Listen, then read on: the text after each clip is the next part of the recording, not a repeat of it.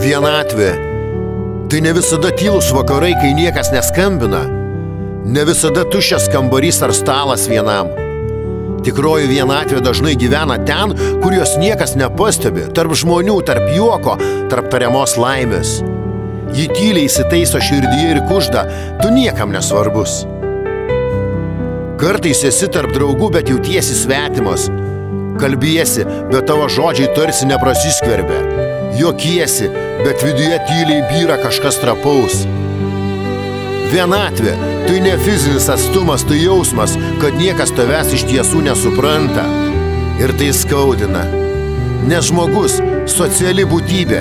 Mes visi norim būti išgirsti, apkabinti, priimti. Norim jausti svarbus kažkam. Kai to nėra, prasideda kova su savimi. Pradedi abejoti savo verte. Pradedi manyti, kad galbūt ir tu esi problema. Ir tai sunkiausia. Kai vienatvė ima tave mokyti, kad niekam nereikia tavęs. Bet žinai ką? Vienatvė laikina. Ji ateina, kai pametam ryšį su kitais arba su savimi.